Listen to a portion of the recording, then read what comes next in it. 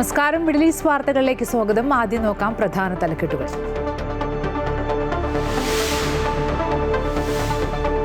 ശബരിമല സ്വർണ്ണ കവർച്ചയിൽ വ്യാപ്തിയേറുന്നു. ശ്രീകോവിലിലെ പ്രഭാമണ്ഡലത്തിലെ 7 പാളികളിലെ സ്വർണവും കൊള്ളയടിച്ചെന്ന് SIT. കട്ടിളപ്പാളികൾക്ക് മുകളിലുള്ള വ്യാളി രൂപങ്ങളിലെ സ്വർണവും കവർന്നതായി SIT കോടതിയിൽ. സ്വർണ്ണക്കടത്തിൽ മുഖ്യമന്ത്രിയുടെ പൊളിറ്റിക്കൽ സെക്രട്ടറി P. ശശിയുടെ ഇടപെടലെന്ന അടൂർ പ്രകാശിന്റെ ആരോപണം തള്ളി മുഖ്യമന്ത്രി. എങ്ങനെയാണ് മഹാതട്ടിപ്പുകാർക്ക് സോണിയാഗാന്ധിയുടെ അടുത്തെത്തിപ്പെടാൻ കഴിഞ്ഞതെന്നും മുഖ്യമന്ത്രി.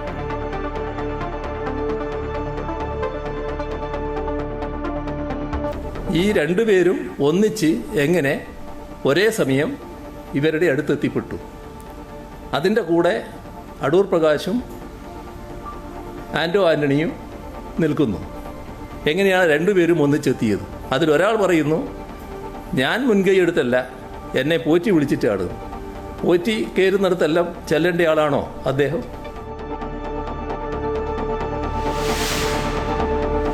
CPIക്കെതിരായ വെള്ളാപ്പള്ളിയുടെ വിമർശനത്തെ തള്ളി CPM. CPI വഞ്ചനയും ചതിയും കാണിക്കുന്ന പാർട്ടിയല്ലെന്ന് മുഖ്യമന്ത്രി. LDFിലെ പ്രധാന കക്ഷിയെന്നും CPIയുമായി നല്ല ബന്ധമെന്നും പിണറായി വിജയൻ. വെള്ളാപ്പള്ളിയുടെ പ്രസ്ഥാനത്തോട് ബഹുമാനമെന്നും വ്യക്തിഗത പ്രസ്താവനകളോട് യോജിക്കാനാകില്ലെന്നും MA ബേബി. വെള്ളാപ്പള്ളി നടേശനെ കാറിൽ കയറ്റിയതിൽ CPIയുടെ വിമർശനങ്ങൾ തള്ളി മുഖ്യമന്ത്രി. ബംഗ്ലാദേശുമായുള്ള ബന്ധത്തിൽ നിർണായക നീക്കവുമായി ഇന്ത്യ. അന്തരിച്ച ബീഗം ഖാലിദ സിയയുടെ മകൻ താരിഖ് റഹ്മാൻ നയിക്കുന്ന ബംഗ്ലാദേശ് നാഷണൽ പാർട്ടിക്ക് പിന്തുണ അറിയിച്ച് ഇന്ത്യ. നിലപാട് വ്യക്തമാക്കിയത് ഖാലിദ സിയയുടെ നിര്യാണത്തിൽ ഇന്ത്യ കൈമാറിയ അനുശോചനക്കുറിപ്പിൽ. പുതുവർഷപ്പിറവി വിലയിരുത്തലിനും പരിവർത്തനത്തിനുമുള്ള സമയമാകണമെന്ന് സദ്ഗുരു ശ്രീ മാതാ അമൃതാനന്ദമയി ദേവി. പരിണാമമാണ് പ്രകൃതിയുടെ നിയമമെന്നും ജീവിതപാതയിൽ മുന്നോട്ട് പോകണമെങ്കിൽ ജീർണതകളെ ഉപേക്ഷിക്കണമെന്നും അമ്മയുടെ പുതുവത്സര സന്ദേശം. ലോകവും ശാന്തിയും സന്തോഷം കളിയാടുന്ന ഒരു പുതുവർഷം, നമ്മളുടെ ലക്ഷ്യത്തിലേക്ക് കുറെ കൂടെ അടുക്കുന്ന സാർത്ഥകമായ പുതുവർഷം 2026 സാക്ഷാത്കരിക്കാൻ നമുക്ക് കഴിയട്ടെ. അനുകൃപ മക്കളെല്ലാം അനുഗ്രഹിക്കട്ടെ. വ്യാജ യോഗ്യതാ സർട്ടിഫിക്കറ്റുകൾ വഴി ജോലി നേടുന്നത് തടയാൻ കർശന നടപടികളുമായി ഒമാൻ തൊഴിൽ മന്ത്രാലയം. വിദേശികൾ ജോലിക്കായി രാജ്യത്തേക്ക് എത്തുന്നതിന് മുൻപ് തന്നെ യോഗ്യതാ പരിശോധനകൾ പൂർത്തിയാക്കും. നിലവിൽ രാജ്യത്തുള്ള വിദേശ തൊഴിലാളികളുടെ വർക്ക് പെർമിറ്റ് പുതുക്കുന്നതിനും നിബന്ധന ബാധകം. സൗദി അറേബ്യയിലെ എല്ലാ മേഖലകളിലും LPG ഗ്യാസ് നിറയ്ക്കുന്നതിനുള്ള വില ഏകീകരിക്കുന്നതായി ഗ്യാസ്കോ. ഇന്നു മുതൽ പുതിയ നിരക്കുകൾ പ്രാബല്യത്തിൽ. 5 കിലോഗ്രാം സിലിണ്ടറിന് 11.93 റിയാലാണ് പുതുക്കിയ വില.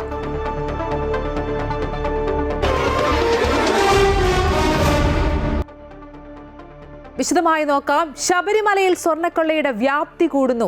ശബരിമലയിലെ പ്രഭാമണ്ഡലത്തിലെ സ്വർണവും കൊള്ളയടിച്ചു. 7 പാളികളിലെ സ്വർണമാണ് കൊള്ളയടിച്ചത്. കട്ടിളപ്പാളികൾക്ക് മുകളിലുള്ള ശിവരൂപം, വ്യാളി രൂപം എന്നിവയിൽ പൊതിഞ്ഞ സ്വർണവും തട്ടിയെടുത്തു. SIT കോടതിയിൽ നൽകിയ റിപ്പോർട്ടിലാണ് സുപ്രധാന കണ്ടെത്തലുകളുള്ളത്. പങ്കജ് ഭണ്ഡാരിയുടെ ഉടമസ്ഥതയിലുള്ള ചെന്നൈ അമ്പത്തൂരിലുള്ള സ്മാർട്ട് ക്രിയേഷൻസിൽ വെച്ച് രാസമിശ്രിതം ഉപയോഗിച്ച് വേർതിരിച്ചെടുത്ത സ്വർണം സ്മാർട്ട് ക്രിയേഷൻസ് ഉടമ പങ്കജ് ഭണ്ഡാരിയുടെയും കർണാടക ബെല്ലാരിയിലെ റോദം ജുവലേഴ്സ് ഉടമ ഗോവർദ്ധന്റെ കൈവശമുണ്ടെന്ന് തെളിഞ്ഞതായും റിപ്പോർട്ടിൽ പറയുന്നു. ഹൈക്കോടതിയിൽ പ്രത്യേക അന്വേഷണ സംഘം നൽകിയ ഇടക്കാല റിപ്പോർട്ടിലാണ് ശബരിമലയിൽ നടന്നത് വൻ സ്വർണ്ണ കവർച്ചയാണെന്ന് വ്യക്തമാക്കുന്നത്.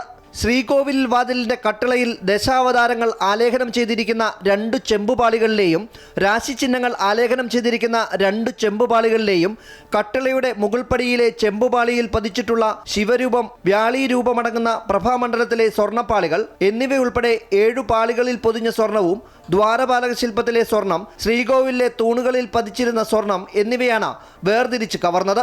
9ാം പ്രതി പങ്കജ് ഭണ്ഡാരിയുടെ ഉടമസ്ഥതയിലുള്ള ചെന്നൈ അമ്പത്തൂരിലെ സ്മാർട്ട് ക്രിയേഷൻസിൽ വെച്ച് രാസമിശ്രിതം ഉപയോഗിച്ച് വേർതിരിച്ചെടുത്ത സ്വർണം കർണാടക ബെല്ലാരിയിലെ റോദം ജുവലേഴ്സ് ഉടമയും 10ാം പ്രതിയുമായ ഗോവർദ്ധന്റെ കൈവശമുണ്ടെന്ന് തെളിഞ്ഞതായും റിപ്പോർട്ടിൽ പറയുന്നു. ജ്വല്ലറിയിൽ നടന്ന പരിശോധനയിൽ 474 ഗ്രാം സ്വർണം പിടിച്ചെടുത്തിട്ടുണ്ട്. അധിക സ്വർണം ഇനിയും കണ്ടെത്തേണ്ടതുണ്ട്. സ്വർണത്തിന്റെ അളവ് തിട്ടപ്പെടുത്തുന്നതിനായി എടുത്ത സാമ്പിളുകളുടെ പരിശോധനാ ഫലം ഇനിയും ലഭിക്കാനുണ്ടെന്നും അറസ്റ്റിലുള്ള മറ്റു പ്രതികൾ ഇതിന് സഹായകരമാംവിധം പ്രവർത്തിച്ചതായും ഹൈക്കോടതിയിൽ നൽകിയ SITയുടെ റിപ്പോർട്ടിൽ വ്യക്തമാക്കുന്നു. അമൃത ന്യൂസ്, തിരുവനന്തപുരം. ശബരിമലയിലെ സ്വർണ്ണക്കടത്ത് കേസിൽ മുഖ്യമന്ത്രിയുടെ പൊളിറ്റിക്കൽ സെക്രട്ടറി പി ശശിയുടെ ഇടപെടലെന്ന കോൺഗ്രസ് നേതാവ് അടൂർ പ്രകാശിന്റെ പ്രസ്താവനയ്ക്ക് മറുപടിയുമായി മുഖ്യമന്ത്രി പിണറായി വിജയൻ ആക്ഷേപം ഉന്നയിക്കുന്നത് അത് ശീലമാക്കിയവരാണെന്ന് മുഖ്യമന്ത്രി. സ്വർണ്ണക്കൊള്ള അന്വേഷണത്തിൽ മുഖ്യമന്ത്രിയുടെ ഓഫീസ് യാതൊരുവിധ ഇടപെടലും നടത്തുന്നില്ല എന്നും ഹൈക്കോടതിയുടെ മേൽനോട്ടത്തിൽ അന്വേഷണം വേണമെന്ന നിർദ്ദേശമാണെന്നും മുഖ്യമന്ത്രി. SIT നല്ല രീതിയിൽ അവരുടെ ചുമതല നിർവഹിക്കുന്നു എന്നാണ് ഇതുവരെയുള്ള നിരീക്ഷണം. സോണിയാഗാന്ധിയുടെ കൂടെയുള്ള പോറ്റിയുടെ ചിത്രത്തിൽ നിന്നാണ് അടൂർ പ്രകാശിനെതിരെ ആരോപണം ഉയർന്നത്. എങ്ങനെയാണ് മഹാ തട്ടിപ്പുകാർക്ക് സോണിയാഗാന്ധിയെ പോലുള്ളവരുടെ അടുത്തെത്തിപ്പെടാൻ കഴിഞ്ഞതെന്നും മുഖ്യമന്ത്രി ചോദിച്ചു. ഞങ്ങൾ ഇന്നയാളെ ചോദ്യം ചെയ്യാൻ പോകുന്നു എന്നത് സാധാരണഗതിയിൽ ആരോടും അവർ നേരത്തെ പറയാറില്ല. അത് പ്രതിപക്ഷ നേതാവാണ് ഇത്തരമൊരു ആക്ഷേപം ഉന്നയിച്ചതായിട്ട് കണ്ടത്. ഏതെങ്കിലും ഒരു ഘട്ടത്തിൽ പ്രതിപക്ഷ നേതാവിനെ നേരത്തെ അവരറിയിച്ചിട്ടുണ്ട് എന്ന് ഞാൻ മനസ്സിലാക്കുന്നില്ല, ഏതെങ്കിലും ഒരാളെ ചോദ്യം ചെയ്യുന്ന കാര്യം. അതവരുടെ ഉത്തരവാദിത്വത്തിൽപ്പെട്ട കാര്യമാണ്. സർക്കാരിനോട് ഒരു ഘട്ടത്തിലും അവർ അത്തരം അനുമതികൾ ചോദിക്കുന്നില്ല. കാരണം അവർ സ്വതന്ത്രമായി ചെയ്യേണ്ട കാര്യമാണ്, അത് അവർ സ്വതന്ത്രമായി ചെയ്യുകയാണ്. അപ്പോൾ അങ്ങനെ അവർ ചെയ്ത കാര്യത്തിൽ ശബരിമല വിഷയത്തിൽ ചോദ്യം ചെയ്യുന്ന കാര്യങ്ങൾ അറിഞ്ഞത് മാധ്യമങ്ങളിലൂടെ മാത്രമെന്നായിരുന്നു UDF കൺവീനർ അടൂർ പ്രകാശിന്റെ പ്രതികരണം. തനിക്ക് യാതൊരു അറിവുമില്ല, തന്നെ വിളിപ്പിച്ചിട്ടുമില്ല. മുഖ്യമന്ത്രിയുടെ പൊളിറ്റിക്കൽ സെക്രട്ടറി പി ശശിയുടെ പുതിയ പണിയാണ് ഇപ്പോൾ നടക്കുന്നത്. ചോദ്യം ചെയ്യാൻ വിളിച്ചാൽ ഹാജരാകുമെന്നും അടൂർ പ്രകാശ് നേരത്തെ തൃശ്ശൂരിൽ പറഞ്ഞു. ചാനലിലൂടെ മാത്രമാണ് അടൂർ പ്രകാശിനെ SIT വിളിച്ചിട്ടുണ്ട് എന്ന് എനിക്കറിയാൻ കഴിഞ്ഞു. അത് ഇന്നലെ ഞാൻ ശിവഗിരിയിലുണ്ടായിരുന്ന സമയത്ത്, അവിടെ നിന്ന് ഇറങ്ങുന്ന സമയത്താണ് മാതൃഭൂമിയാണ് എന്നോട് ആ ചോദ്യം ഉന്നയിച്ചത്. ചോദ്യം ചോദിക്കുന്ന അവസരത്തിൽ തന്നെ ഞാൻ പറഞ്ഞു, എനിക്ക് യാതൊരു അറിവുമില്ല, എന്നെ അങ്ങനെ വിളിച്ചിട്ടുമില്ല. സ്വർണ്ണക്കൊള്ളയിൽ ഒരാൾക്കെതിരെ പോലും CPM നടപടിയെടുക്കുന്നില്ലെന്ന് പ്രതിപക്ഷ നേതാവ് VD സതീശൻ. CPM പക്ഷപാതികളായ 2 പേരെയാണ് ഇപ്പോൾ SITയിൽ ഉൾപ്പെടുത്തിയിരിക്കുന്നത്. മുഖ്യമന്ത്രിയുടെ ഓഫീസിന്റെ സമ്മർദ്ദം SITക്ക് മേലുണ്ട്. കൂടുതൽ സ്വർണ്ണക്കൊള്ളയുടെ വിവരങ്ങൾ പുറത്തു വരുന്നുണ്ട്.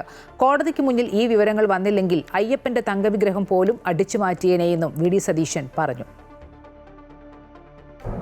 2019 ഈ കൊള്ള നടന്നത് ഇവർക്കെല്ലാം അറിയാമായിരുന്നു, ജനങ്ങൾക്ക് ആർക്കും അറിയില്ലായിരുന്നു. സാധാരണ കള്ളന്മാർ എന്താ ചെയ്യുന്നത്, ഒരു പ്രാവശ്യം കട്ട് കഴിഞ്ഞാൽ അത് കുറേ നാളത്തേക്ക് ആരും അറിഞ്ഞില്ലെങ്കിൽ അവരെന്ത് ചെയ്യും, സാധാരണ രണ്ടാമതും കക്കാൻ പോകും, ഇല്ലേ? ശബരിമല വിഷയത്തിൽ തങ്ങൾ പറഞ്ഞതൊക്കെ ശരിയാണെന്ന് വ്യക്തമാകുന്നുവെന്ന് കോൺഗ്രസ് നേതാവ് രമേശ് ചെന്നിത്തല. അറസ്റ്റ് ചെയ്താൽ മാത്രം പോരാ, തൊണ്ടി മുതൽ കണ്ടെത്തണം. കവർച്ച ചെയ്ത സ്വർണം വിദേശത്തേക്ക് കടത്തി. ഹൈക്കോടതി നിയന്ത്രണത്തിൽ CBI അന്വേഷണം വേണം. മുഖ്യമന്ത്രി വർഗീയത ആളിക്കത്തിക്കാൻ ശ്രമിക്കുന്നു. മതനിരപേക്ഷത CPM എന്നോ കൈവിട്ടെന്നും രമേശ് ചെന്നിത്തല തൃശ്ശൂരിൽ പറഞ്ഞു. ശബരിമല സ്വർണ്ണക്കൊള്ളയിൽ ആരാണോ ഉത്തരവാദി അവരെ സംരക്ഷിക്കുന്ന നിലപാട് പാർട്ടി എടുക്കില്ലെന്ന് CPM സംസ്ഥാന സെക്രട്ടറി MV ഗോവിന്ദൻ. ഈ നിലപാട് പാർട്ടി നേരത്തെ എടുത്തിരുന്നു. അയ്യപ്പന്റെ സ്വർണം നഷ്ടപ്പെടരുത്, തെറ്റുകാർ ആരായാലും നിയമത്തിന് മുന്നിൽ കൊണ്ടുവരണമെന്നും അദ്ദേഹം പറഞ്ഞു. ശബരിമല സ്വർണ്ണക്കടത്ത് കേസിൽ ഡൽഹി യാത്രയെപ്പറ്റി മൊഴി നൽകി ഉണ്ണികൃഷ്ണൻ പോറ്റി. ഇന്നലെ പ്രത്യേക അന്വേഷണ സംഘത്തിന്റെ കസ്റ്റഡിയിലാണ് മൊഴി നൽകിയത്. UDF കൺവീനർ അടൂർ പ്രകാശിനെ ചോദ്യം ചെയ്യുന്നതിന് മുന്നോടിയായാണ് ഉണ്ണികൃഷ്ണൻ പോറ്റിയിൽ നിന്നും മൊഴിയെടുത്തത്. കേസിൽ ദേവസ്വം ബോർഡ് മുൻ പ്രസിഡന്റ് PS പ്രശാന്തിനെ SIT വീണ്ടും ചോദ്യം ചെയ്യും. ഉണ്ണികൃഷ്ണൻ പോറ്റി, പങ്കജ് ഭണ്ഡാരി, ഗോവർദ്ധൻ എന്നിവരെ കസ്റ്റഡിയിൽ വാങ്ങി നടത്തിയ ചോദ്യം ചെയ്യലിലാണ് അടൂർ പ്രകാശിനൊപ്പം സോണിയാഗാന്ധിയെ ഡൽഹിയിൽ സന്ദർശിച്ചതിന്റെ വിശദാംശങ്ങൾ പോറ്റി SITക്ക് മൊഴിയായി നൽകിയത്. പോറ്റിയുമായുള്ള ബന്ധത്തിൽ UDF കൺവീനർ അടൂർ പ്രകാശിനെ ചോദ്യം ചെയ്യുന്നതിന് മുന്നോടിയായാണ് മൊഴിയെടുത്തത്. ഇതോടൊപ്പം മൂവരെയും ഒന്നിച്ചിരുത്തി നടത്തിയ ചോദ്യം ചെയ്യലിൽ സ്മാർട്ട് ക്രിയേഷനിൽ വെച്ച് വേർതിരിച്ച സ്വർണം കൈമാറ്റം ചെയ്തത് സംബന്ധിച്ചും അന്വേഷണ സംഘം ചോദിച്ചറിഞ്ഞു. അതിനിടെ കേസിൽ ദേവസ്വം ബോർഡ് മുൻ പ്രസിഡന്റ് PS പ്രശാന്തിനെ SIT വീണ്ടും ചോദ്യം ചെയ്യും. അടുത്ത ആഴ്ച ചോദ്യം ചെയ്യാനാണ് നീക്കം. കഴിഞ്ഞ ദിവസം നടത്തിയ പ്രാഥമിക ചോദ്യം ചെയ്യലിന്റെ തുടർച്ചയായാണ് ഇത്. ദ്വാരപാലക ശില്പത്തിലെ പാളികൾ 2025 സ്വർണം പൂശാനെടുത്ത മിനിറ്റ്സിന്റെ രേഖകളുമായി ചോദ്യം ചെയ്യലിനെത്തണമെന്ന് നേരത്തെ SIT നിർദ്ദേശം നൽകിയിരുന്നു. കേസിൽ ഉന്നതരിലേക്ക് അന്വേഷണം എത്തുമ്പോൾ പോറ്റിയുമായി നേരിട്ടോ അല്ലാതെയോ ബന്ധമുള്ളതായി സംശയിക്കുന്ന എല്ലാവരിൽ നിന്നും വിവരങ്ങൾ ശേഖരിച്ച് വിലയിരുത്തൽ നടത്തി ഹൈക്കോടതിയിൽ റിപ്പോർട്ട് സമർപ്പിക്കാനാണ് പ്രത്യേക അന്വേഷണ സംഘത്തിന്റെ നീക്കം. അമൃത ന്യൂസ്, തിരുവനന്തപുരം. ശബരിമല സ്വർണ്ണക്കൊള്ളയിൽ പങ്കജ് ഭണ്ഡാരി, ഗോവർദ്ധൻ, KS ബൈജു എന്നിവരെ വീണ്ടും റിമാൻഡ് ചെയ്തു. ജനുവരി 15 വരെയാണ് വിജിലൻസ് കോടതി പ്രതികളെ റിമാൻഡ് ചെയ്തത്. വീഡിയോ കോൺഫറൻസ് വഴിയായിരുന്നു കോടതി നടപടികൾ. പങ്കജ് ഭണ്ഡാരി, ഗോവർദ്ധൻ എന്നിവരെ കഴിഞ്ഞ ദിവസം SIT കസ്റ്റഡിയിൽ വാങ്ങി ചോദ്യം ചെയ്തിരുന്നു. വെള്ളാപ്പള്ളി നടേശന്റെ വിമർശനത്തിൽ പ്രതികരണവുമായി മുഖ്യമന്ത്രി. CPI വഞ്ചനയും ചതിയും കാണിക്കുന്ന പാർട്ടിയല്ല, LDFിലെ പ്രധാന കക്ഷിയെന്നും CPIയുമായി CPMന് നല്ല ബന്ധമെന്നും മുഖ്യമന്ത്രി പിണറായി വിജയൻ പറഞ്ഞു. വെള്ളാപ്പള്ളിയെ കാറിൽ കയറ്റിയതുമായി ബന്ധപ്പെട്ട വിഷയത്തിൽ ബിനോയ് വിശ്വം അല്ലല്ലോ പിണറായി വിജയൻ എന്നായിരുന്നു മുഖ്യമന്ത്രിയുടെ പ്രതികരണം. കാറിൽ കയറ്റിയ നടപടി ശരിയെന്ന് തന്നെയാണ് ഇപ്പോഴും പറയുന്നതെന്ന് പിണറായി വിജയൻ പറഞ്ഞു. പിണറായി വിജയൻ സ്വീകരിച്ചത് പിണറായി വിജയൻ്റെ നിലപാടാണ്. ബിനോയ് വിശ്വത്തിന് അങ്ങനെ ഒരു നിലപാടുണ്ടാവും. അദ്ദേഹം കാറ് കയറ്റിലായിരിക്കും. ഞാൻ കാറ് കയറ്റിയത് ശരിയാണ്, അത് ശരിയാണെന്ന് തന്നെയാണ് ഞാൻ ഇപ്പോഴും കരുതുന്നത്. അതിലൊരു തെറ്റുണ്ടെന്ന് ഞാൻ നേരത്തെ പറഞ്ഞില്ലായിരുന്നു. വെള്ളാപ്പള്ളി നടേശനെ തള്ളി CPM general secretary MA Baby. വെള്ളാപ്പള്ളിയുടെ പ്രസ്ഥാനം വഹിച്ച പങ്കിനോട് ബഹുമാനം. ചില സമയത്ത് അദ്ദേഹം പ്രസ്ഥാനത്തിന്റെ ഭാഗമായത് മാത്രമല്ല പറയുന്നത്, അതിനോട് യോജിക്കാൻ കഴിയില്ലെന്ന് MA ബേബി. യോജിക്കാവുന്ന അഭിപ്രായങ്ങളെ സ്വീകരിക്കും, അല്ലാത്ത അഭിപ്രായങ്ങളെ തള്ളിക്കളയുമെന്നും അദ്ദേഹം പറഞ്ഞു. CPIക്കെതിരായുള്ള ചതിയൻ ചന്തു പരാമർശത്തെക്കുറിച്ച് താൻ പ്രതികരിക്കേണ്ടതില്ലെന്നും MA ബേബി വ്യക്തമാക്കി. ശ്രീനാരായണ പ്രസ്ഥാനത്തിൻ്റെ തുടർച്ചയായിട്ടുള്ള SNDP യോഗത്തിൻ്റെ നേതാവാണ് ശ്രീ വെള്ളാപ്പള്ളി നടേശൻ. അപ്പോൾ ആ നിലയിൽ അദ്ദേഹത്തിൻ്റെ പ്രസ്ഥാനം ചരിത്രപരമായി വഹിച്ച പങ്കിനോടെല്ലാം നമുക്ക് ബഹുമാനമുണ്ട്. എന്നാൽ ചില സമയത്ത് അദ്ദേഹം അങ്ങനൊരു പ്രസ്ഥാനത്തിൻ്റെ ഭാഗമായി പറയേണ്ടത് മാത്രമല്ല പറയുന്നത്. ബംഗ്ലാദേശുമായുള്ള ബന്ധത്തിൽ നിർണായക നീക്കവുമായി ഇന്ത്യ. അന്തരിച്ച ബംഗ്ലാദേശ് മുൻ പ്രധാനമന്ത്രി ബീഗം ഖാലിദാസിയുടെ മകൻ താരിഖ് റഹ്മാൻ നയിക്കുന്ന ബംഗ്ലാദേശ് നാഷണൽ പാർട്ടിക്ക് ഇന്ത്യ പിന്തുണ അറിയിച്ചു. ഖാലിദാസിയുടെ നിര്യാണത്തിൽ ഇന്ത്യ കൈമാറിയ അനുശോചനക്കുറിപ്പിലാണ് ഇന്ത്യ നിലപാട് വ്യക്തമാക്കിയത്. ഖാലിദാസിയയുടെ നിര്യാണത്തിൽ നൽകിയ അനുശോചന കുറിപ്പിലാണ് പ്രധാനമന്ത്രി നരേന്ദ്രമോദി നിലപാട് വ്യക്തമാക്കിയത്. ഖാലിദാസിയയെ അപൂർവമായ നിശ്ചയദാർഢ്യമുള്ള നേതാവെന്ന് വിശേഷിപ്പിച്ച മോദി ഖാലിദാസിയയുടെ ആശയങ്ങൾ തുടരാൻ BNPക്ക് കഴിയട്ടെയെന്ന് പ്രത്യാശ പ്രകടിപ്പിച്ചു. വിദേശകാര്യമന്ത്രി S ജയശങ്കർ മുഖേനയാണ് Narendra Modi BNP acting chairman Tariq റഹ്മാന് കഴിഞ്ഞ ദിവസം കത്ത് കൈമാറിയത്. S ജയശങ്കർ ധാക്കയിൽ നേരിട്ടെത്തിയാണ് പ്രധാനമന്ത്രിയുടെ ഈ സന്ദേശം കൈമാറിയത്. കഴിഞ്ഞ ഓഗസ്റ്റിൽ ഷെയ്ഖ് ഹസീനയെ പുറത്താക്കിയതിനു ശേഷം ആദ്യമായാണ് ഒരു കേന്ദ്രമന്ത്രി ബംഗ്ലാദേശ് സന്ദർശിക്കുന്നത്. ഈ സന്ദർശനം ഇരു രാജ്യങ്ങളും തമ്മിലുള്ള നയതന്ത്ര ബന്ധത്തിലെ സങ്കീർണമായ ഒരു ഘട്ടത്തിലാണ് നടക്കുന്നത് എന്നതും ശ്രദ്ധേയമാണ്. ബംഗ്ലാദേശിലെ ഹൈന്ദവ ന്യൂനപക്ഷങ്ങൾക്കെതിരായ ആക്രമണങ്ങളും മുൻ പ്രധാനമന്ത്രി ഷെയ്ഖ് ഹസീനയ്ക്ക് ഇന്ത്യ അഭയം നൽകിയതും ഉഭയകക്ഷി ബന്ധത്തിൽ വിള്ളലുകൾ വീഴ്ത്തിയിട്ടുണ്ട്. ഹസീനയെ വിട്ടുനൽകണമെന്ന ധാക്കയുടെ ആവശ്യം ശക്തമായി നിലനിൽക്കുമ്പോൾ തന്നെ അവർക്ക് ഇന്ത്യയിൽ പൊതുപ്രവർത്തനത്തിന് അനുമതി നൽകുന്നതിനെതിരെ ബംഗ്ലാദേശിൽ പ്രതിഷേധമുണ്ട്. ഈ പശ്ചാത്തലത്തിൽ നടന്ന ജയശങ്കറിന്റെ 4-5 മണിക്കൂർ നീണ്ട സന്ദർശനത്തിൽ ഇടക്കാല സർക്കാർ മുഖ്യ ഉപദേഷ്ടാവ് മുഹമ്മദ് യൂനുസുമായി കൂടിക്കാഴ്ച നടന്നില്ല എന്നതും ശ്രദ്ധേയമാണ്. ഹൈന്ദവ സമൂഹത്തിനെതിരായ ആക്രമണങ്ങളിൽ ഇന്ത്യക്കുള്ള കടുത്ത ആശങ്കയാണ് ജയശങ്കറിന്റെ ദ്രുതഗതിയിലുള്ള മടക്കത്തിന് പിന്നിലെന്നാണ് വിലയിരുത്തപ്പെടുന്നത്. 2025 ഏപ്രിലിൽ ബാങ്കോക്കിൽ വെച്ചും 2024 ഡിസംബറിൽ വിദേശകാര്യ സെക്രട്ടറി വിക്രം മിശ്രി ധാക്ക സന്ദർശിച്ചപ്പോഴും മാത്രമാണ് മുഹമ്മദ് യൂനിസുമായി ഇന്ത്യ ഇതിനു മുൻപ് ഉന്നതതല ചർച്ചകൾ നടത്തിയത്. News desk Amrita TV. പുതുവർഷം വിലയിരുത്തലിനും പരിവർത്തനത്തിനുമുള്ള സമയമാകണമെന്ന് സദ്ഗുരു ശ്രീ മാതാ അമൃതാനന്ദമയി ദേവി. പരിണാമമാണ് പ്രകൃതിയുടെ നിയമമെന്നും പുതുവത്സര സന്ദേശത്തിൽ അമ്മ പറഞ്ഞു. ജീവിതപാതയിൽ മുന്നോട്ട് പോകണമെങ്കിൽ ജീർണതകളെ ഉപേക്ഷിക്കണം. അപ്പോൾ നമ്മുടെ ജീവിതത്തിലും യഥാർത്ഥ വസന്തം കടന്നു വരുമെന്ന് അമ്മ പറഞ്ഞു. നമ്മൾ മറ്റൊരു പുതുവർഷത്തിലേക്ക് കാലെടുത്ത് വയ്ക്കുകയാണ്. കിഴക്ക് സൂര്യൻ ഉദിക്കുമ്പോൾ പ്രകൃതിയിലാകെ സന്തോഷം അലയടിക്കുമല്ലോ. പക്ഷികളും മൃഗങ്ങളും വൃക്ഷങ്ങളെല്ലാം ആ സന്തോഷത്തിൽ പങ്കുചേരും.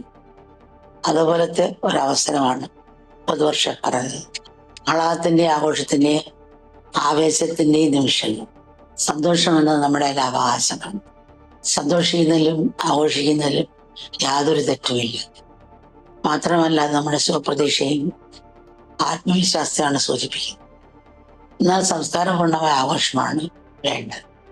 ആഘോഷത്തോടൊപ്പം അവബോധവും നമുക്ക് ആവശ്യമാണ്. പുതുവർഷപ്പിറവി വിലയിരുത്തുന്നതിനും പരിവർത്തനത്തിനുമുള്ള സമയമാകണം.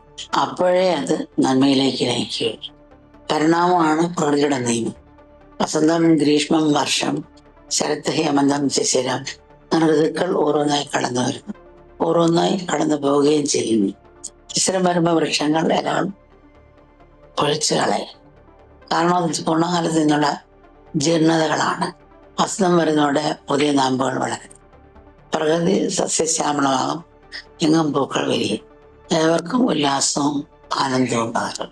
അതുപോലെ ജീവിതപാതയിൽ ജൈവപൂർവ്വം മുന്നോട്ട് പോകണമെങ്കിൽ നമ്മളിലെ ജീർണതകളെ നമ്മൾ ഉപേക്ഷിക്കണം. അപ്പോൾ നമ്മുടെ ജീവിതത്തിലും യഥാർത്ഥ വസന്തം കടന്നു വരും. ബാഹ്യമായ പരിവർത്തനത്തിനോടൊപ്പം ആന്തരികമായ പരിവർത്തനം കൂടി ജീവിതത്തിൽ സംഭവിക്കണം.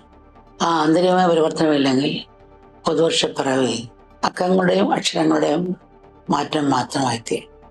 അത് കഴമ്പില്ലാത്ത കുറെ ആഘോഷം മാത്രമാകും. കലണ്ടറിൽ പുതുവർഷം ആരംഭിക്കുമ്പോൾ നമ്മുടെ ഉള്ളിലും പുതുമയും ഉത്തരിക്കണം. ലോകവും ശാന്തിയും സന്തോഷം കളിയാടുന്ന ഒരു പുതുവർഷം.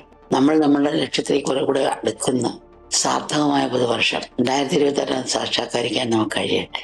അനുകൃപ മക്കളെല്ലാം അനുഗ്രഹിക്കട്ടെ. വ്യാജയോഗ്യതാ സർട്ടിഫിക്കറ്റുകൾ വഴി ജോലി നേടുന്നത് തടയാൻ കർശന നടപടികളുമായി ഒമാൻ തൊഴിൽ മന്ത്രാലയം. വിദേശികൾ ജോലിക്കായി രാജ്യത്തേക്ക് എത്തുന്നതിന് മുമ്പ് തന്നെ യോഗ്യതാ പരിശോധനകൾ പൂർത്തിയാക്കും. നിലവിൽ രാജ്യത്തുള്ള വിദേശ തൊഴിലാളികളുടെ വർക്ക് പെർമിറ്റ് പുതുക്കുന്നതിനും നിബന്ധന ബാധകമാണ്. വ്യാജ സർട്ടിഫിക്കറ്റുകളും അതുവഴി നേടുന്ന പ്രൊഫഷണൽ ലൈസൻസുകളും തടയുന്നതിന്റെ ഭാഗമായാണ് ഒമാൻ തൊഴിൽ മന്ത്രാലയത്തിന്റെ നടപടി. ഒമാൻ പ്രൊഫഷണൽ അക്രഡിറ്റേഷൻ സംവിധാനത്തിന് കീഴിലാണ് പ്രവാസി തൊഴിലാളികൾ രാജ്യത്തേക്ക് എത്തുന്നതിന് മുൻപുള്ള പരിശോധനകൾ നടപ്പാക്കുന്നത്. അക്കാദമിക് പ്രൊഫഷണൽ യോഗ്യതകൾ കൃത്യമായി പരിശോധിച്ചതിന് ശേഷം മാത്രമേ എൻട്രി പെർമിറ്റുകൾ അനുവദിക്കൂ. പുതിയ പ്രവാസി തൊഴിലാളികൾക്കും നിലവിലുള്ള വിദേശ തൊഴിലാളികൾക്ക് ലൈസൻസുകൾ പുതുക്കുന്നതിനും ഈ നടപടിക്രമങ്ങൾ ബാധകമാണ്. പ്രൊഫഷണൽ സർട്ടിഫിക്കറ്റുകളും വർക്ക് പെർമിറ്റുകളും വ്യാജമായി തയ്യാറാക്കുന്നവർക്കെതിരെ കർശന നിയമ നടപടികൾ ഉണ്ടാകും. ഇത്തരത്തിലുള്ളവർക്ക് തൊഴിൽ നൽകുന്ന സ്ഥാപനങ്ങളും നിയമ നടപടികൾക്ക് വിധേയമാകേണ്ടി വരും. എഞ്ചിനീയറിംഗ്, ലോജിസ്റ്റിക്സ്, അക്കൗണ്ടിംഗ് തുടങ്ങിയ മേഖലകളിൽ ജോലി നേടുന്നതിന് അതാത് സെക്ടറൽ സ്കിൽ യൂണിറ്റുകളുടെ അംഗീകാരം നേടിയിരിക്കണം. ഊർജ്ജം, ധാതു ഉൾപ്പെടെയുള്ള ചില മേഖലകൾക്ക് ഈ വർഷം ജൂൺ 1 വരെ നടപടികൾ പൂർത്തിയാക്കാൻ സമയം അനുവദിച്ചിട്ടുണ്ട്. വ്യവസായം, നിയമ, കൺസൾട്ടൻസി തുടങ്ങിയ മേഖലകളിലേക്കും അക്രഡിറ്റേഷൻ സംവിധാനം വ്യാപിപ്പിക്കാൻ പദ്ധതിയുണ്ട്. Amrita news, middle east.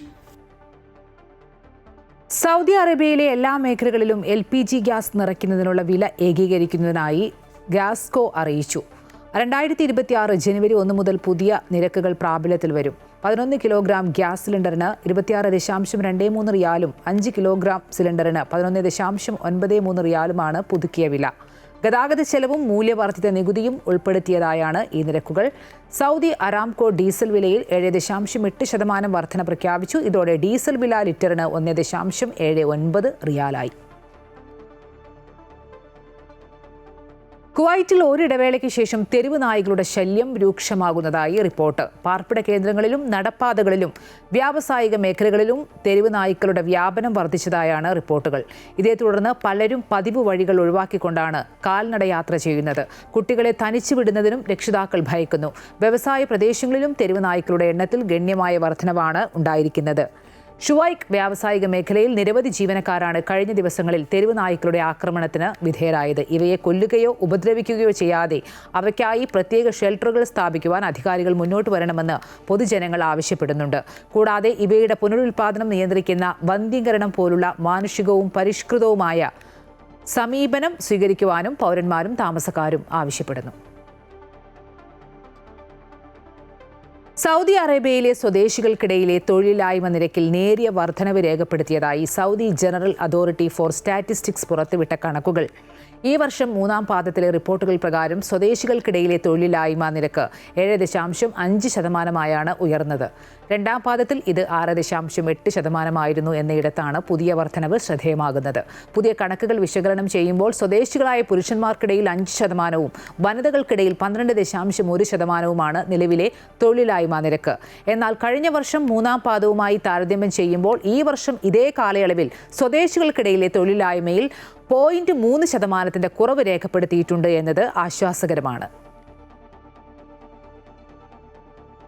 സൗദിയിലെ സംരംഭകർക്ക് ആശ്വാസമായി സാമ്പത്തിക പിഴകളിൽ നിന്ന് ഒഴിവാകുന്ന പദ്ധതിയുടെ കാലാവധി 6 മാസം കൂടി നീട്ടാൻ സൗദി ധനകാര്യമന്ത്രി അനുമതി നൽകി. 2026 ജനുവരി 1 മുതൽ പ്രാബല്യത്തിൽ വരുന്ന ആനുകൂല്യം രാജ്യത്തെ എല്ലാ നികുതി നിയമങ്ങൾക്കും വിധേയരായ നികുതിദായകർക്ക് ബാധകമായിരിക്കും. വൈകിയ രജിസ്ട്രേഷൻ, വൈകിയ പേയ്മെന്റ്, നികുതി റിട്ടേണുകൾ സമർപ്പിക്കുന്നതിലുണ്ടായ താമസം എന്നിവയ്ക്ക് ഏർപ്പെടുത്തിയ പിഴകൾ, വാറ്റ് റിട്ടേണുകൾ തിരുത്തുന്നതുമായി ബന്ധപ്പെട്ട പിഴകൾ, ഇൻവോയ്സിംഗ് ചട്ടങ്ങൾ ഉൾപ്പെടെയുള്ള വാറ്റ് പൊതുചട്ടങ്ങൾ പാലിക്കാത്തതുമായി ബന്ധപ്പെട്ട ഫീൽഡ് കൺട്രോൾ ലംഘനങ്ങൾക്ക് വിധിച്ച പിഴകൾ എന്നിവയെല്ലാം ഇളവിന്റെ പരിധിയിൽ ഉൾപ്പെടുമെന്ന് വ്യക്തമാക്കിയിട്ടുണ്ട്. ഇന്ത്യൻ നാഷണൽ കോൺഗ്രസിന്റെ 141 സ്ഥാപക ദിനത്തിന്റെ ഭാഗമായി റിയാദ് OICCയുടെ നേതൃത്വത്തിൽ കേക്ക് മുറിച്ചും പ്രതിജ്ഞാവാചകം ചൊല്ലിയും ആഘോഷ പരിപാടി സംഘടിപ്പിച്ചു. ബദ്ഗ സബർമതിയിൽ നടന്ന പരിപാടിയിൽ OICC Riyadh central committee president Saleem Kalakkara അധ്യക്ഷത വഹിച്ചു. മുഹമ്മദ് അലി മണ്ണാർക്കാട് ആമുഖ പ്രസംഗം നടത്തി. ജനറൽ സെക്രട്ടറി ഷംനാദ് കരുനാഗപ്പള്ളി സ്ഥാപകദിന പ്രതിജ്ഞാവാചകം ചൊല്ലിക്കൊടുത്തു. National general secretary Mala Muhyuddeen cake മുറിച്ച് ചടങ്ങുകൾക്ക് ഔപചാരിക തുടക്കം കുറിച്ചു. സത്യത്തിന്റെയും അഹിംസയുടെയും പാത പിന്തുടർന്ന് കോൺഗ്രസിന്റെ മഹത്തായ പാരമ്പര്യം മുന്നോട്ട് കൊണ്ടുപോകുമെന്ന് നേതാക്കൾ ആവശ്യപ്പെട്ടു. സാമൂഹ്യ സേവനത്തിലും വിദ്യാഭ്യാസ രംഗത്തും ദീർഘകാലമായി നൽകിയ വിലപ്പെട്ട സംഭാവനകൾ പരിഗണിച്ച് സൗദിയിലെ ഡോക്ടർ അഷ്റഫ് കുറ്റിച്ചലിന് ആദരസൂചക ഡോക്ടറേറ്റ് നൽകി ആദരിച്ചു. നോളജ് ഈസ് പവർ എന്ന പ്രമേയത്തിൽ സംഘടിപ്പിച്ച BGRSSC സെമിനാറിനോടനുബന്ധിച്ച് നടന്ന ഭാരത് ഗൗരവ് രത്ന ശ്രീ സമ്മാൻ പുരസ്കാര ചടങ്ങിൽ വെച്ചാണ് ഈ ബഹുമതി സമ്മാനിച്ചത്. ഇന്ത്യൻ കോർപ്പറേറ്റ് കാര്യ മന്ത്രാലയത്തിന്റെ അംഗീകാരം ലഭിച്ച സ്ഥാപനമായ ഹോണററി ഡോക്ടറേറ്റ് അവാർഡ് കൗൺസിൽ ഇന്ത്യയാണ് ഈ ബഹുമതി നൽകിയത്. രാജസ്ഥാൻ ഗവർണർ കലരാജ് മിശ്ര ബഹുമതി സമ്മാനിച്ച ചടങ്ങിൽ WHRPC CEO കവിത ബജാജ് ഉൾപ്പെടെ വിവിധ രാജ്യങ്ങളിലെ ഉന്നത വ്യക്തികൾ സന്നിഹിതരായിരുന്നു. സൗദി അറേബ്യയിലെ അബഹയിൽ പ്രവർത്തിക്കുന്ന Ashraf overseas Indian cultural Congress ദക്ഷിണമേഖലാ കമ്മിറ്റി പ്രസിഡന്റും അസീർ ഇന്ത്യൻ അസോസിയേഷൻ പ്രസിഡന്റുമാണ്.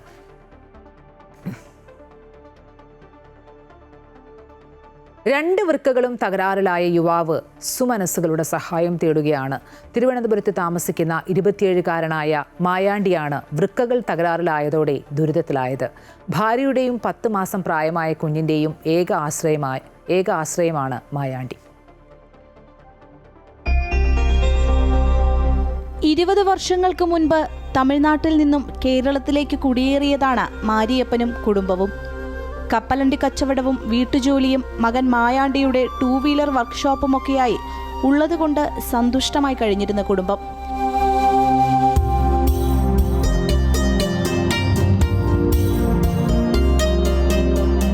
പക്ഷേ ആ സന്തോഷവും സമാധാനവും അധികം നീണ്ടു നിന്നില്ല. 27-കാരനായ മകൻ മായാണ്ടിക്ക് ഒരു പനി വന്നു. ടെസ്റ്റുകളിൽ ക്രോണിക് കിഡ്നി ഡിസീസ് സ്റ്റേജ് 5 ആണെന്ന് കണ്ടെത്തി. അതോടെ ആ കൊച്ചു കുടുംബത്തിന്റെ സമാധാനം ഇല്ലാതായി.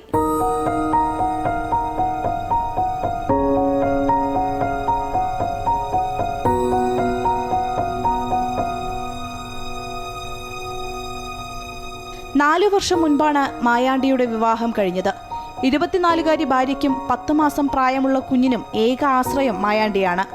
അസുഖബാധിതനായതോടെ വരുമാനവും നിലച്ചു. ആഴ്ചയിൽ 3 പ്രാവശ്യം ഡയാലിസിസ് ചെയ്യേണ്ട അവസ്ഥ. ഓരോ തവണയും 3000 മുതൽ 6000 രൂപ വരെ ചെലവ് വരും. ഈ നിർധന കുടുംബത്തിന് താങ്ങാവുന്നതിലും അപ്പുറമാണത്.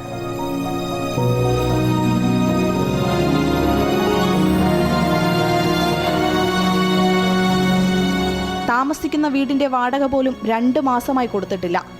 നാട്ടുകാരുടെയും ചികിത്സിക്കുന്ന ഡോക്ടർമാരുടെയും സഹായത്തോടെയാണ് ഇതുവരെ കഴിഞ്ഞുപോയത്. കിഡ്നി മാറ്റിവെച്ചാൽ മായാണ്ടിയെ രക്ഷിക്കാൻ സാധിക്കുമെന്നാണ് ഡോക്ടർമാർ പറയുന്നത്.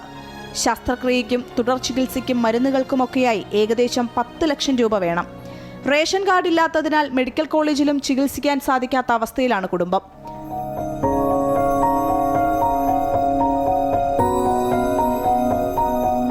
என் ஹஸ்பண்டுக்குன்னு பிரச்சனை இப்போ 2 மாதம் ஆகுது. ஒரு கிட்னி ப்ராப்ளம் உண்டுன்ட்டு. எனக்கு வச்சு இப்போ பிறந்து 10 மாதம் ஆகுது. சிறிய பிள்ளை. டாக்டர்ஸ் ட்ரீட்மெண்ட் எடுத்துகிட்டு இருக்காங்க. டயாலிசிஸ் பண்ணி பின்ன டிரான்ஸ்பிளான்ட் பண்ணதுக்கான டெஸ்ட்டெல்லாம் எடுத்து பார்ப்போம். ஒரு 4 மாதம் கூட போட்டோம் அந்த மாதிரி சொல்லியிருக்காங்க. ரேஷன் கார்டு இல்லாமல் இல்லாட்ட நமக்கு அங்கே கவர்மெண்ட்லையாவது பார்ப்பாங்க. நீங்கள் வெளியில் போய் இப்போ பார்த்துட்டு வாங்க அப்படின்னு சொன்ன பிறகு தான் எல்லோரும் பைசா பிரித்து எனக்கு 10-80,000 கொடுத்து இப்போ 2 லட்சத்துக்கு மேலே செலவாயாச்சு. வெளியில் கடன் வாங்கியாச்சு. நீ யார்கிட்ட போய் நம்ம வாங்க முடியும்? இனிமேல் ஊருக்காரங்க தான் எனக்கு எப்படியாவது சகாயிக்கணும். என் பிள்ளை காண்டினாலும் பார்க்கணும்ட்டு எல்லாத்துட்டையும் கேட்டிருக்கு. 10 മാസം മാത്രം പ്രായമായ മായാണ്ടിയുടെ കുഞ്ഞിനുള്ള പാല് പോലും നാട്ടുകാരുടെ സഹായത്തോടെയാണ് വാങ്ങുന്നത്. സുമനസ്സുകളുടെ സഹായം കൊണ്ട് മാത്രമേ മായാണ്ടിയെ ജീവിതത്തിലേക്ക് തിരിച്ചു കൊണ്ടുവരാനാകൂ. ആരോഗ്യം വീണ്ടുകിട്ടിയാൽ എങ്ങനെയും അധ്വാനിച്ച് ജീവിക്കാമെന്ന വിശ്വാസത്തിലാണ് ഈ കൊച്ചു കുടുംബം.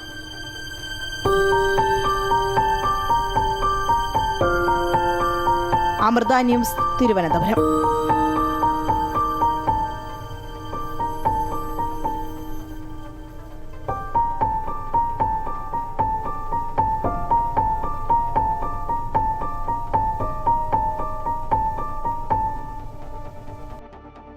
Sharanamritam powered by Dhanalakshmi Bank, banking on relationships forever.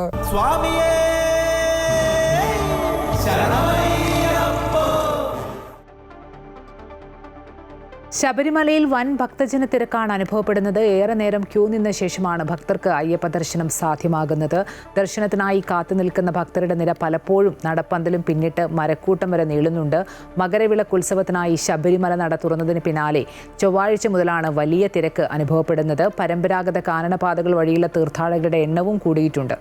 സത്രം, പുല്ലുമേട് പാത വഴിയും കൂടുതൽ പേർ എത്തുന്നതോടെ സന്നിധാനത്ത് തിരക്ക് വർദ്ധിച്ച ഒരു സാഹചര്യമാണുള്ളത്. വിവിധ വകുപ്പുകളുടെ നേതൃത്വത്തിൽ കനത്ത സുരക്ഷാ ക്രമീകരണങ്ങളാണ് പമ്പയിലും സന്നിധാനത്തുമൊക്കെ ഒരുക്കിയിരിക്കുന്നത്. ഇന്ത്യൻ സൂപ്പർ ലീഗ് 2026 സീസണിന്റെ കാര്യത്തിൽ അനിശ്ചിതത്വം തുടരവേ കേരള ബ്ലാസ്റ്റേഴ്സ് ആരാധകരെ ഞെട്ടിച്ച നായകൻ അഡ്രിയാൻ ലൂണ തൽക്കാലത്തേക്ക് ക്ലബ്ബ് വിടുന്നു. ഈ സീസണിലെ ശേഷിക്കുന്ന സമയത്തേക്ക് വിദേശ ക്ലബ്ബിലേക്കാണ് ലൂണ പോവുക. പരസ്പര ധാരണയോടെ താരവും ക്ലബ്ബും എടുത്ത തീരുമാനമെന്നാണ് ബ്ലാസ്റ്റേഴ്സിന്റെ സമൂഹ മാധ്യമ പോസ്റ്റ്. 2021 കേരള ബ്ലാസ്റ്റേഴ്സിലെത്തിയ യുറോഗ്യൻ താരമായ അഡ്രിയാൻ ലൂണ ക്ലബ്ബിനായി ഏറ്റവും കൂടുതൽ മത്സരങ്ങൾ കളിച്ച വിദേശ താരമാണ്.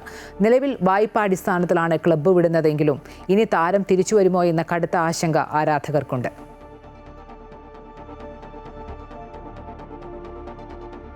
ഇതോടെ മിഡിൽ ഈസ്റ്റ് വാർത്തകൾ പൂർണ്ണമാകുന്നു. കൂടുതൽ വാർത്തകൾക്കും വിശദാംശങ്ങൾക്കും അമൃത ന്യൂസ് യൂട്യൂബ് കാണുക.